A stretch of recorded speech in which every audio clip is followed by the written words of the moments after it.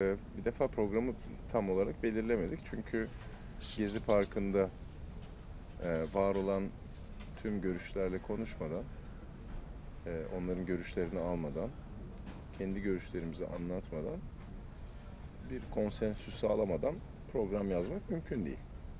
Gezi Partisi bir çatı kurdu, evrak işlerini çözdü, yani partiyi yasal hale getirdi.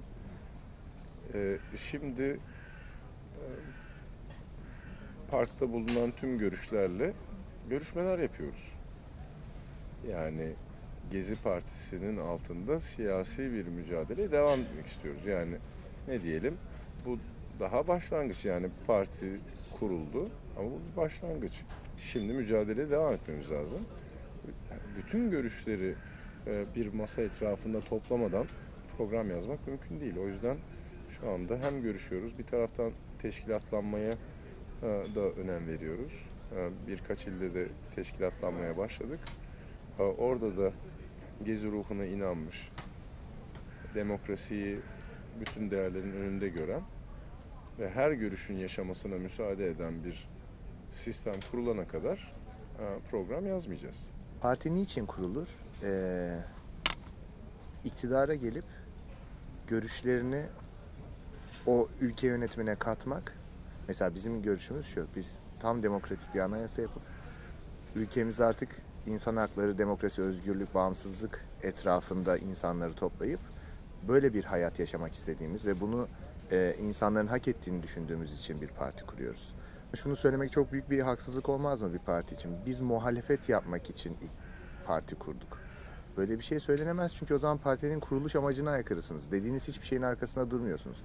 Biz tabii ki iktidar olmak için kurduk ve iktidar olacağız. Olmak zorundayız ki taahhütlerimizi yerine getirelim. İktidar olmadan muhalefette bu taahhütleri yerine getiremezsiniz. Çok basit bir matematiktir. Taahhütlerin ne olduğunu da beraber belirlememiz lazım. Yani biz şu anda taahhütlerin detaylarını anlatabilecek durumda değiliz. Çünkü taahhütlerin ne olacağıyla alakalı ancak ana prensipler üzerinde bazı kavramları konuşabiliriz. O da Gezi Parkı'ndan ya da Gezi Hareketi'nden, Gezi ruhundan yola çıkarak konuşulan üst kavramlardır. Üst kavramlar nedir? Özgürlük, bağımsızlık, adalet, insan hakları, demokrasi. Bu kavramların etrafında konuşuruz ama bu kavramları tam olarak açıklayabilmek için muhafazakarından soluna, merkezde duran insandan toplumdaki tüm bireylerin görüşlerini mutlaka masaya getirmemiz lazım. Ancak o zaman gerçekten Gezi Parkı'ndan çıkan ya da Gezi ruhundan çıkan taahhütlerin ne olduğunu ya da nasıl bir hayat yaşanması istendiği ortaya çıkacak, kavramsallaşacak. Yani aşağı yukarı Gezi Parkı'nı gördüğümüzde aşağı yukarı bunun nasıl olacağını görüntü olarak biliyoruz. Bunu ama yasalar çerçevesinde nasıl formüle edeceğimizi hep beraber konuşmamız lazım. Yoksa biz tek başımıza bunu zaten sürdürmemiz mümkün değil. Tamam. Bazen biz zihniyetimize bu olmaz, bu olmaz kendimiz sınırlar koyuyoruz. Böyle ön yargı yapıyoruz. Mesela ben de böyle bir ön yargı yapayım şimdi. Bana göre Türkiye siyaseti daha oluşturulmuş gibi. Mesela Ukrayna'da da Rusya gibi değil. Avrupa'nın, Batı Avrupa'nın ülkeleri gibi. Yani her şey belirlenmiş. Burada CHP var. Burada yani sadece olsun bugünkü Saadet Partisi, bugünkü mesela AKP Parti ve görüşler belli. Yeni partilerin girişi zordur bu piyasaya değil mi? Yeni yüzlerin de mesela ben yeni öğrendim, siyasetçilerin orta yaşı 50 yaşında işte. Çünkü muhafazakar bir siyasette bizneste çok liberalsiniz mesela ama siyasette muhafazakarsınız. Yani insanların oy verdiği zaman da bazen gençler babası verdiğini o da veriyor. Yani öyle şeyi de gördüm burada, öğrendim. Yani sizin seçmeniniz kim yani? Kim olacak bu? Mesela Gezi Parkı'na 10 milyon belki katıldı ama yarın birisi gider CHP'ye verir ya MHP'ye verir. Yani o en muhafazakar davranır yani. O var mı öyle yani? Öncelikle insanlar zaten bu yapıdan sıkıldığı için Gezi'ye gittiler. Bunu tespit edersek zaten cevap sorunun içinde gizli.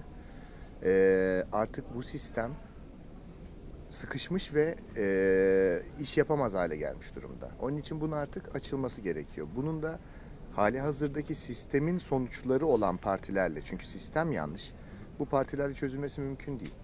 Onun için zaten insanlar Gezi'deydi. Onun için 10 milyon kişi sokaktaydı. Gezi Partisi'nin adı boşu boşuna Gezi Partisi değil. Yani bu işte adı kuvvetli olsun diye yapılmış bir iş değil. Bu tamamen oradaki ruhu, oraya gelme sebeplerini doğru anlamaya çalışan ve o çatının altına insanları toplamaya çalışan bir parti. Tabii ki bundan sonra da CHP'ye, MHP'ye, AKP'ye, diğer partilere oylar verilecek. Ama hiç hesaba katılmayan bir şey var. Gezi hiç hesaba katılmıyordu. Gezi Partisi de şu an belki hesaba katılmıyor. Suçlamalar oldu mu mesela siz bu ismi bu Gezi Parti özelleştirmiş gibi yaptınız yani o herkese ait bir harekettir. Siz onun bir siyasi parti yaptınız, böyle suçlamalar oldu mu? Oluyor. Suçlama denir mi? Kabartlama nasıl? Eleştiri oluyor. Şimdi hani Gezi ruhuna katılmış insanları sadece Gezi Parkı olarak konuşmayalım. Bütün Türkiye'de, çünkü 80 ilde insanlar sokağa döküldüler. Türkiye'de de 81 il var. Sadece bir ilde sokak gösterileri olmadı. Nerede olmadı? Bayburt. Bayburt'ta olmadı. Şimdi bu diğer 80 ilde insanlar sokağa döküldüler. Şimdi Gezi halkının beklentileri çok yüksek.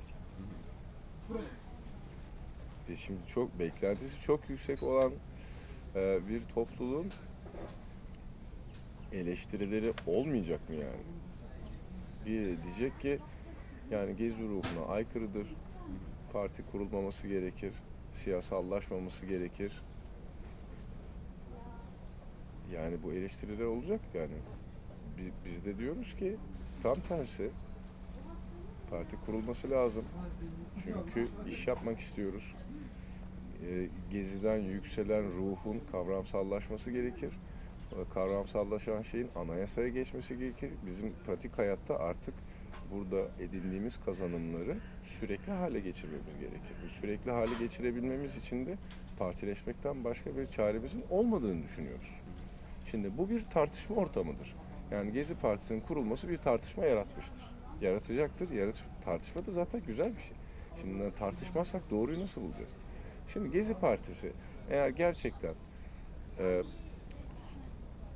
kötü bir fikirse Gezi ruhuna halel gelecek mi? Gelmeyecek.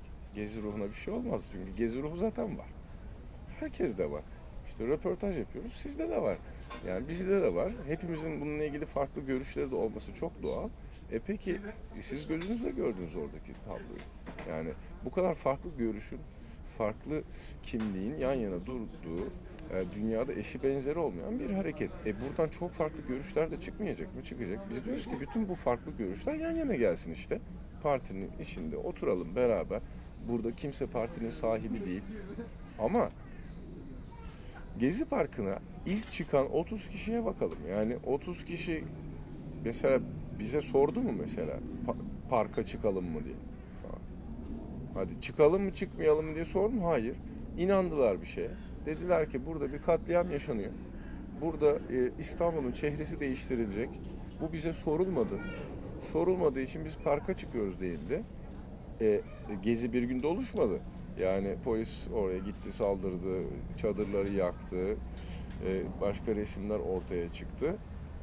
Sonra insanlar bunu seyrettiler. Mesela siz orada mıydınız 26-27 daha Türkiye bilmediği günleri?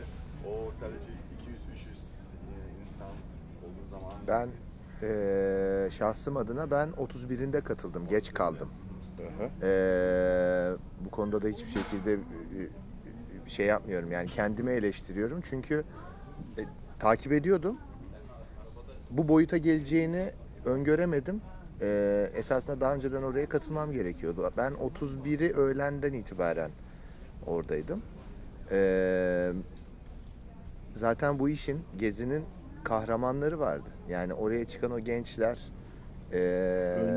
öncüleri vardı ve onların hakkı yenemez. Keşke bize ulaşsalar da bu partide de yer alsalar hepsi. Ben sorun ama ben size söyleyeceğim. Mesela Gürsel Tekin mi? Gürsel Tekin. Gürsel Tekin. O mesela yani ben orada 26'sındaydım Gazi'nin ilk kez yani o ilk gönderimde. Ben 28'inde başladı diye biliyorum olaylar ama. 26-27'sinde şeyler var. Saat 5'ten şeyden ezandan sonra 3 gün devamında Şimdi ben orada gaz yedim demek çok popülist bir yaklaşım. Yani Evet, biz o zaman popülist, evet, 21 popülist. gün gaz yedik mi diyelim. Yani Evet. bu popülist sorular da o popülist şeyler de çıkacak. Ama yani bizim yani bu polemiklerle işimiz ya, biz felsefe ve kavramsallaştırma Başka yolunda şey. şey yapıyoruz. Aklımızdan ben belki Türk muhabirleri gibi iyi analiz yapamam çünkü okuyorum daha yavaş Evet, tabii. okuyorum. Ama aklımda böyle bir şey var. Eymen Bağış'ın Haziran'da o diyor ki Gezi Parkı'na böyle hitap ediyor. Bir parti kurun. Bizim ana muhalefet sizin görüşlerinizi yapamıyor. Yani siz de bir parti kurun. Sonra parti kuruluyor. Yani sizi böyle demezler mi? Yani işte böyle iktidarın çağrısıyla yani onlara rakip değilsiniz. Yani muhalefete daha çok rakip Şimdi olacaksınız. biz kesinlikle bunu savunuyoruz. Biz iktidara geleceğiz ve bu ülkeye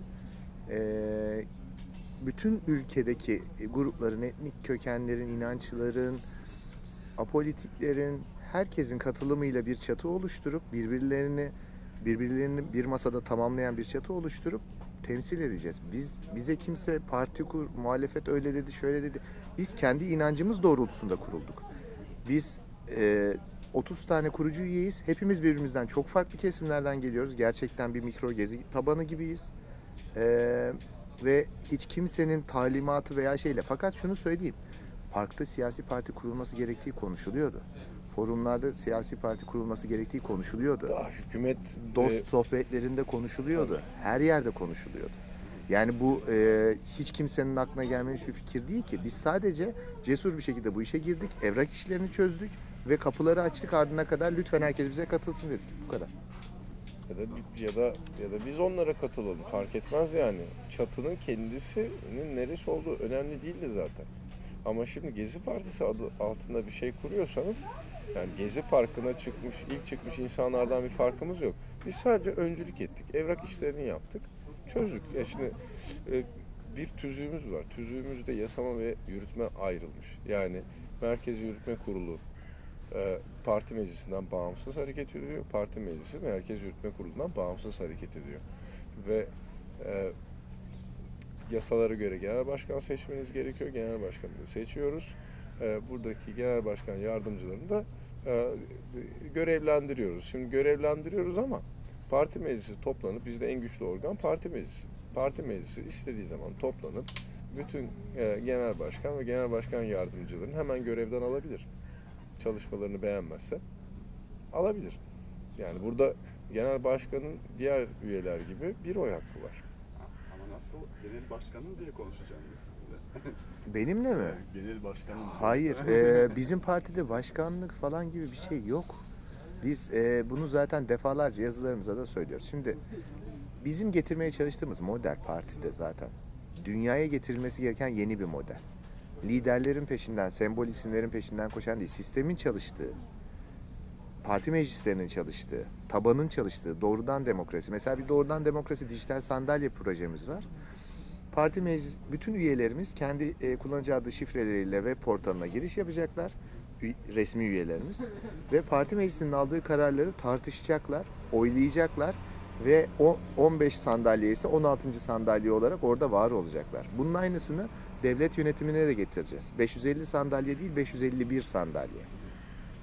O bir sandalyeyi halk e-devlet şifresi, herhangi işte mobil imza neyle giriş yapıyorsa girip istediği kanuna evet veya hayır deyip yorumlarını yazabilip katkıda bulunabilecek. Böylece o milletvekilleri oylama yaparken aynı zamanda bir de halk sağduyusu sandalyesi olacak. Belki rakam olarak etkisi olmayacak bir sandalyenin ama psikolojik olarak çok büyük bir etkisi olacak. Sınırlı doğru demokrasi biraz. Mecburen. Yani şimdi her 70 milyon insanın şeyine benzemiyor. Her zaman referandum geçirip de halkın oyunu almak. hayır. İsviçre'de Onlar kaç kez daraltılmış bölgede bunu yapıyorlar. Daraltılmış bölgede her türlü şeyi referanduma götürüyorlar. Ama o şu demek. Sizin internet penetrasyonunuz, girişiniz %98'leri bulur. Artık bütün ülkenizde bu teknolojik altyapıyı kurmuşsunuzdur. O zaman bu tartışılabilir. Ama şu an %45'lerdeyiz. Onun için bu haksızlık yaratabilir. Ama en azından %45 bile çok yüksek bir orandır. Çünkü artık bir altyapı oluştu. En azından halkın temsiliyetini sınırlı demek istemiyorum. Giderek büyüyen diyebiliriz. Evet, açılabilecek, önü açılabilecek bir doğrudan demokrasi başlangıcı olarak nitelendiriyorum. Bu en çabuk uygulanabilecek proje. Eleştirilerinde bunlar bir semt yönetmeyi, bir de ülke yönetimine gelmek istiyorlar. Bu nasıl bir cevap? Teoman dersin, benim de var ya. Çok güzel cevaplar verilebilir buna da. Şimdi bu bize mesela şöyle şeyler ezberletiliyor. Siz bu işten anlamazsınız. Bu işi yapamazsınız. Beceremezsiniz. Örgütlenemezsiniz. Şimdi şeye gelelim. Biz dedik ki partiyi kuracağız. Kuramazsınız dediler. İşte tüzük hazırlayamazsınız dediler. Biz saatlerce anayasa çalıştık. Tüzük çalıştık. Tüzüğü yazdık. Tüzük Yargıtay'dan virgül hatasız geri döndü. Şimdi yasaları ben okuduğumu anlamıyor muyum yani? Yani eğer AKP, CHP, MHP, BDP, HDP diğer partiler kurulabiliyor. Onlar çok akıllılar, okuduklarını anlıyorlar. Biz çok aptalız, okuduğumuzu anlayamıyor muyuz yani? Çok hızlı yaptık bu işi yani. Gayet de zevkliydi. Tüzüğü hazırladık. Yürütmeyle yasamayı ayırdık. Türkiye'de ilk parti. Bir ikincisi yok. Şimdi tüzüğü hazırladık, partiyi kurduk. Baştaki eleştiriler sona erdi. Siz partiyi kuramazsınız diyemiyor kimse çünkü parti artık resmi bir parti. Şimdi teşkilatlanamazsınız. Yani bu step by step gidecek. Biz hem öğreniyoruz hem yapıyoruz. Yaparken öğreniyoruz. Gezi de öyleydi. Yani siz orada herkes bize dedi ki kavga edeceksiniz. Burası birbirine girecek. O ona vuracak, bu buna vuracak denildi. Yaralıları ne yapacaksınız? İşte yemek işini nasıl çözeceksiniz? Her şey orada da eleştirildi. Hepsi fos çıktı. Hastanede kuruldu, aşevide kuruldu, kütüphane kuruldu, bostan kuruldu. Otoban gibi yollar açıldı, insanlar yaralı taşıdı, insanlar ambulansa dönüştü. Yani biz bunu hep beraber yaptık orada. Hep beraber başarıldı bu iş. Ben de Şimdi partiyi de neden yapamıyorum? Biz niye siyaset yapamayalım? Biz okuduğumuzu anlamıyor muyuz? İnsanların birbirlerini siyasette nasıl kandırdığını göremiyor muyuz? Kör mü zannediyorlar bizi acaba? Ben de bir cevap vermek istiyorum şahsım adına. Ülkemizin hali hazırdaki kültürel ve antidemokratik sorunlar yaşadığı ortamda siyaset yapmak, şahsım adına müzik yapmaktan çok daha kolay. Şu an ben mesleğimi yapamıyorum. Mesleğim yaptırtılmıyor. Yaptırtılmaması için elimde. Siyaset bunun yanında gerçekten çok daha hem eğlenceli hem daha sosyal. Çünkü salonları dolduramıyorsunuz her türlü sponsorluğunuz engellendiği için. Örneğin. Ama siyasette ben insanlarla çok güzel iletişime geçebiliyorum. Çok da mutluyum yaptığım için.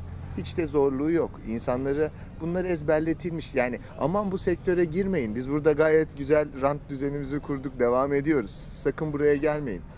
İyi de siyasetçilik bir meslek değildir. Siyaset bilimciler vardır. Bize öğretirler. Eğer bir hata yapacaksak uyarılırız şu. Ama siyaset hayattır, yaşamdır. Ressamı da, doktoru da, sokakta yaşayan da herkes siyaset yapabilir. Yapmalıdır da. Bir şey ekleyeyim. Şimdi biz Gezi Partisi iktidar olacak diyoruz. Biz iktidar olacağız demiyoruz ki. Yani müzisyen mi olur artık? Başka birisi mi olur? Doktor mu olur? Yani doktorlar, müzisyenler, ressamlar, değil mi? Bütün meslekten insanların tamamı iktidara gelecek. Halkın kendisi iktidara gelecek. Halk kendisini iktidar yapmak istiyorsa halk iktidar olacak. Parti Yoksa... kurultayı acaba ne zaman göreceğiz? Ne? Parti kurultayı. Kurultay. Evet. Tahminen gelecek yıl sonu. Yani herhalde Kasım-Aralık. 2014'ün sonu. Evet. Teşkilatlanmamızı tamamlayıp kurultayımızı yapacağız. O zaman tabanımız gerçekten oluşacak. Parti meclisi bir daha seçilecek. Başkanlar, başkan yardımcılar herkes bir daha seçilecek. Ondan sonra önemli olan zaten tabanı o logomuzdaki o ağacın köklerini iyi oturtmak. Yani o toprağa çok sıkı tutunmak. Sevgili Teoman'ın bununla ilgili bir sözü var. Çok beğenmiştim. Toplantıda söylemiştim. Biz toprağı çok sıkı tutarsak üstten ne kadar bizi budamaya çalışırlarsa çalışsınlar partimiz ayakta duracaktır diye. Ve şu an yapmaya çalıştığımız kurultaya kadar o. Gerekirse hepimiz çekiliriz, yeniler gelir. Hiçbir önemi yok. Maksat partinin sağlam olması. İşte Ukrayna'da din hangi Hristiyan dini daha yani kanoniktir yani. Konstantinopolis'e bağlı mı yani bu Vatikan'a mı Moskova'ya bağlı? Anladım. Onun tartışmasını çıkarıyor bu seçimde. Polemik yani. Polemik başlıyor. Evet. Yani. Onun Tamam. altında başka işler yapılıyor ama böyle birkaç konu var. Evet. Rus dili mi Ukrayna dili mi yani Evet. o dil konusu çıkıyor. Evet. O sizi de sokacaklar. Ben bilmiyorum. Ben şimdi bu otobüs konusu. Sen sokacak mısın? Ben sokmuyorum ama sonra. Şu anda bir sorun yok o zaman. Çoğunlukla onun muhabirleri de o da onun yani. O muhabirler Bence çok güzel bir yapmıyorlar. soru ama PR şey. menajerler yapıyor bunu. Yapsınlar. Bunu muhabirleri yapmıyor Yapsınlar. ama O soru geldiği zaman cevabını veririz. Ben de şöyle bir cevap vermek istiyorum. Kuruluş bildirgemizde şöyle bir satır var. Gezi Partisi din, dil, ırk, cinsiyet, mezhep ayrımı yapmadan yoluna devam edecektir. Soru bu değil miydi? Böyle. Mesela. Ben soruyu duymadım. Soru soruluyormuş gibi yaptı ama soruyu sormadı yani. Yani Soruyu zaten bu vermedi. konudaki partinin kuruluş bildirgesi var. Çok net ya. Gezi Partisi niye kurulmuş olabilir yani?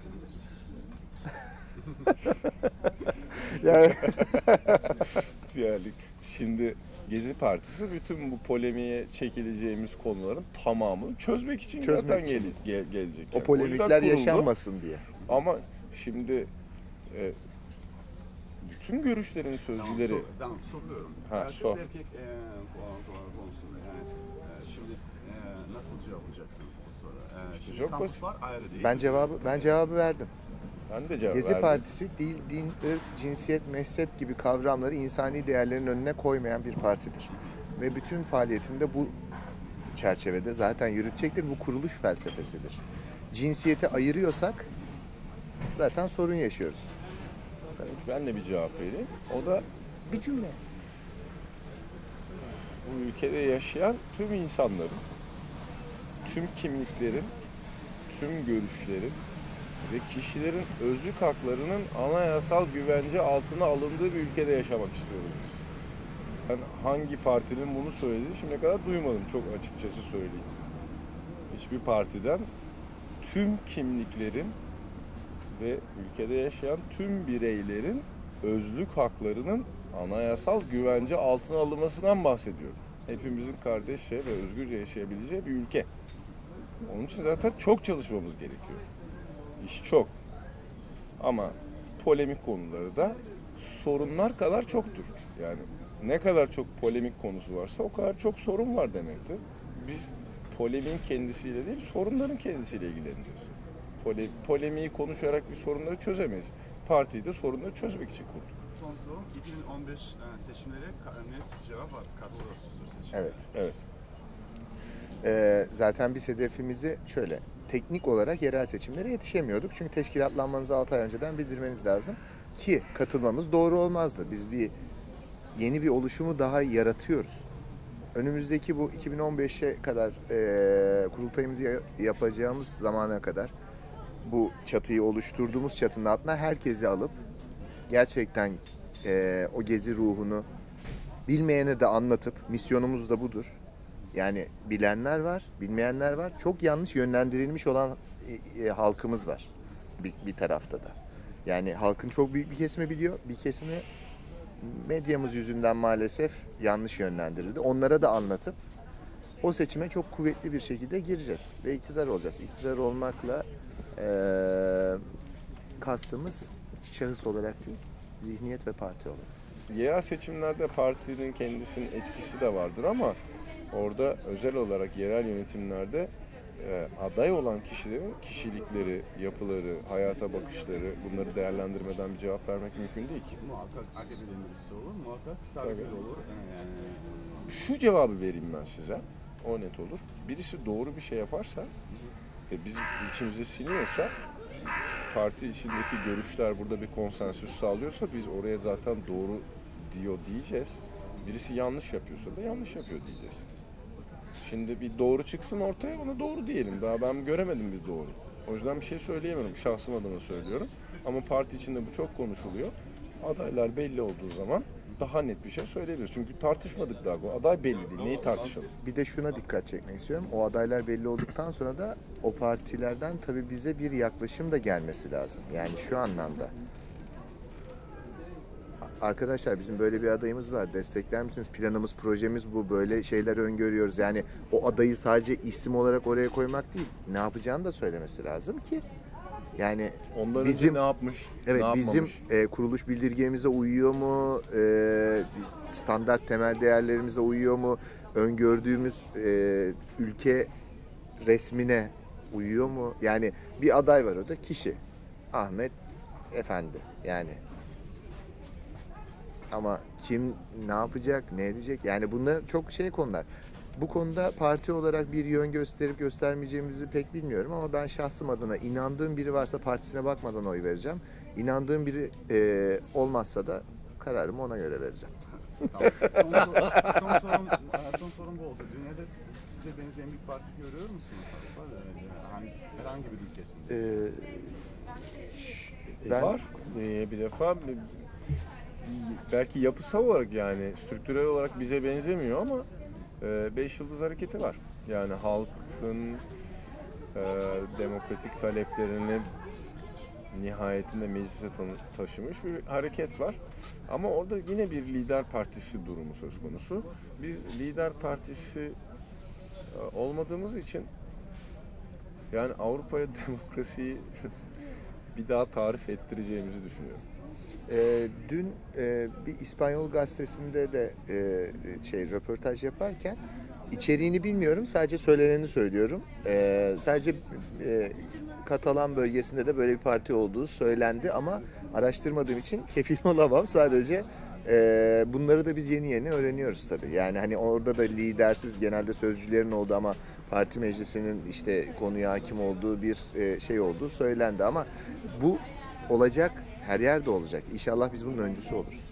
Yani bu dünya buraya gidiyor çünkü.